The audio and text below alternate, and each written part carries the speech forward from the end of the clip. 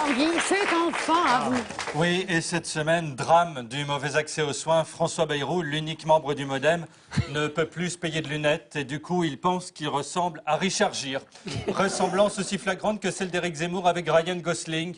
Le corps de Bayrou est à peau, sa tête à Hollywood. Pour lui, Marielle de Sarnez, c'est Julia Roberts. Quand ils dînent ensemble chez Flunch, il a l'impression d'être dans la scène du restaurant dans Pretty Woman. Oula. À chaque présidentielle, il se fait des films. Il fallait que ça finisse comme ça. Alors cette semaine, Juppé, sosie de Tom Cruise pour Bayrou, a sorti la fiche de campagne la plus triste du monde. On dirait qu'il est mort et qu'il a été empaillé par les types qui ont bossé sur les daims au musée d'histoire naturelle. On se dit que son slogan « Un mandat pour agir » est vrai parce que dans cet état-là, il ne pourra pas en faire deux. Juppé est le seul candidat quand il est en déplacement dont les journalistes écoutent le cœur avec leur micro pour voir s'il bat encore. Alors l'équipe de Juppé, qui travaille aussi à mi-temps au cimetière de Pantin, a donc tout tenté pour le ranimer. Ils lui ont présenté une fillette qui lui a dit « Eh, tire sur mon doigt », blague inventée par Juppé en 1924. Puis Karine Le Marchand l'a fait boire avec la jupe remontée jusqu'à la culotte. C'est la seule à interviewer des gens en utilisant la totalité de ses lèvres, 4. Et lui, ça ne lui a rien fait. Juppé, résolu, a donc assisté à sa propre cérémonie funéraire. C'est le seul à faire ça de son vivant. Alors cette semaine, débat de fond, Karine Le Marchand a aussi parlé épilation des sourcils avec Fillon. Si un jour elle a une KM, elle lui demandera si elle est plutôt maillot brésilien, ticket de métro ou carte d'abonnement Vélib, épilation dite d'Anne Hidalgo. 1 an que Fillon écrit des bouquins, fait des meetings, pense son programme. Résultat, on lui parle de ses poils. On est peu de choses. François Bayrou a déclaré ensuite qu'il trouvait que Fillon ressemblait à Chewbacca de Star Wars. Alors cette semaine, Macron, le jeune homme pressé, a sorti ses portables, 2 mains, 2 téléphones. C'est le seul qui pourrait prendre du Viagra juste pour pouvoir en utiliser un de plus. Puis il a fait son rendez-vous en terre inconnue puisqu'il s'est rendu dans une ferme, puis dans un bar, le Balto, où il a croisé jusqu'à 3 smicards. Il a donc fait un malaise vagal et grâce à des lunettes de réalité virtuelle, s'est retrouvé dans le hall de Goldman Sachs, ce qui l'a sauvé. Il va mieux. Cette semaine, Kevin, un garçonnet, s'est penché sur le programme de Fillon. Ses parents, affolés par le fait qu'à 4 ans et demi, il s'intéresse aux poils, l'ont emmené voir un psy. Merci Karine Le Marchand.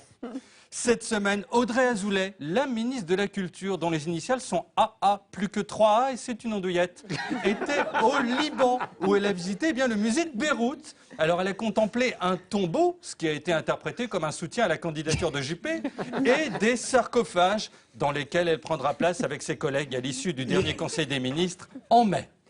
Cette semaine, François Hollande a retrouvé l'homme qui a acheté l'ensemble du stock de coloration noire intense Saint-Algue. Il s'agissait de Jack Lang. Il a pu lui en racheter 2 doses. Il ira donc au bout de son quinquennat sans un cheveu blanc. Cette semaine, Bruno Le Maire a croisé une jeune fille qui, à cause de Jack Lang, a été obligée de se rabattre sur le rouge.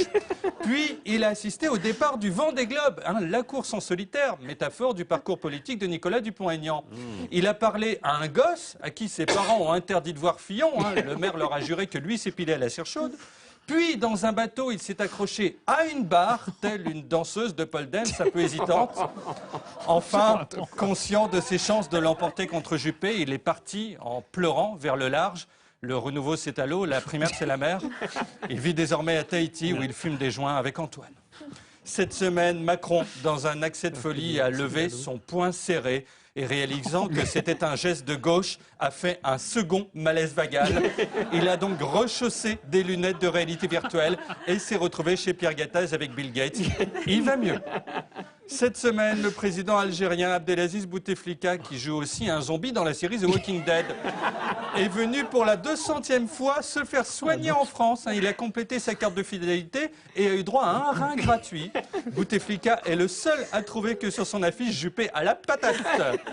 Enfin, cette semaine, miracle, Manuel Valls, l'équivalent de Bernadette Soubirous en mieux peigné, a fait sourire Le Drian, homme d'habitude aussi joyeux qu'un eczéma, que du coup on ne reconnaît pas. C'est la première fois que ses dents voyaient la lumière du jour. Ça lui a fait sauter tous les mailles. Valls s'est ensuite rendu à Lille pour tenter de faire sourire Martine Aubry. S'il y arrive, la grotte de Lourdes portera son nom. Bref, quelle belle semaine ça a été. Bravo.